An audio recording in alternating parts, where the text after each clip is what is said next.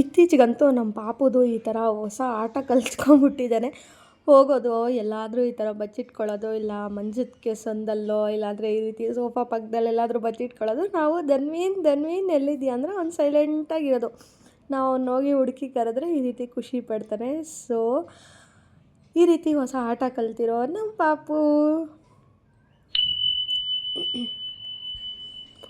Hello hi, welcome back to our channel. So ಇದು ಆಷಾಢ ಮಾಸದ ಶುಕ್ರವಾರ 3ನೇ ವಾರ ಆಗಿರೋದ್ರಿಂದ ಮನೇಲೆಲ್ಲ ಪೂಜೆ ಮುಗಿಸಿ ಹಾಗೆ ದೇವಸ್ಥಾನಕ್ಕೆ ಹೋಗೋಣ ಅಂತ ಹೇಳಿ ಪ್ಲ್ಯಾನ್ ಮಾಡಿದ್ವಿ. ಇವತ್ತು ಶುಕ್ರವಾರ ಆಗಿರೋದ್ರಿಂದ ಧೂಪ ಹಾಕಿ ಮತ್ತು ಜಾವತ್ ಪೌಡ್ರು ಎರಡನ್ನೂ ದೀಪಕ್ಕೆ ಹಾಕಿ ಅದಾದಮೇಲೆ ನಾವು ಹೊರಟಿದ್ದು ನಮ್ಮ ಏರಿಯಾದಲ್ಲಿರೋ ಗಾಯತ್ರಿ ದೇವಿ ಟೆಂಪಲ್ಲು.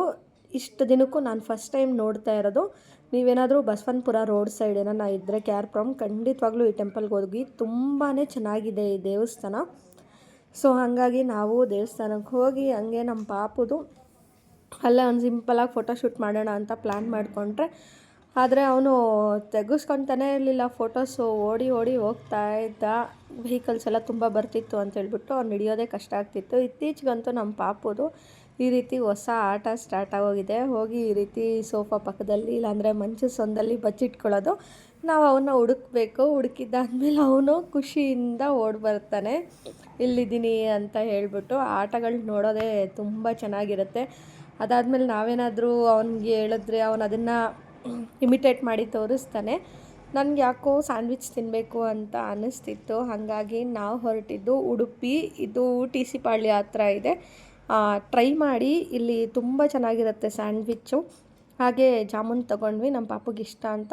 ಗೋಬಿ ತಿನ್ನಬೇಕು ಅಂತಲೂ ಅನ್ನಿಸ್ತಿತ್ತು. ಗೋಬಿ ತಿಂದ್ಕೊಂಡು ಮನೆಗೆ ವಾಪಸ್ ಬಂದ್ವಿ.